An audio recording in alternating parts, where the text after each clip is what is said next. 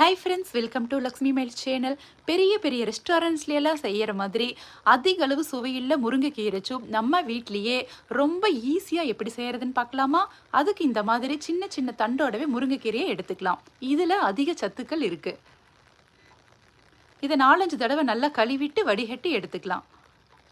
இப்போ குக்கர் வச்சுக்கலாம். நம்ம ஆயில் எதுவுமே சேர்த்துலிங்க, டைரெக்டாக கீரையை சேர்த்துக்கலாம்.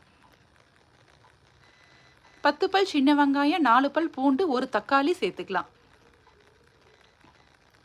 1 டீஸ்பூன் ஜீரகம், 3/4 டீஸ்பூன் மிளகு சேர்த்துக்கலாம். கொஞ்சமாக மஞ்சத்தூள் சேர்த்துக்கலாம். 2 டீஸ்பூன் துவரம் பருப்பு அரை மணி நேரம் ஊற வச்சு சேர்த்துக்கலாம். தேவையான அளவு உப்பு சேர்த்துக்கலாம். சில கீரை இளம் கசப்பு இருக்கும். அந்த மாதிரி இருக்கும்போது 2 டீஸ்பூன் துவரம் பருப்பு ஊற வச்சு சேர்க்கறதுனால சுத்தமாக கசப்பே இருக்காதுங்க, அவ்வளோ சுவையாகவும் இருக்கும். இப்போ தேவையான அளவு தண்ணி சேர்த்துக்கலாம். இப்போ கொஞ்சமாக கலக்கி விட்டுடலாம். 1 டீஸ்பூன் வெண்ணெய் சேர்த்துக்கலாம். இப்போ மூடி போட்டு 3 விசில் விட்டு எடுத்துடலாங்க.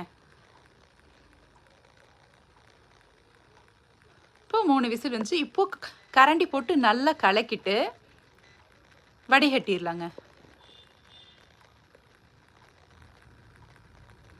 இப்போது வடிகட்டின இந்த கீரையை மிக்ஸி ஜாரில் போட்டுக்கலாம். இதே தண்ணியை விட்டு 2 சுற்றி எடுத்துகிட்டு வந்துடலாங்க.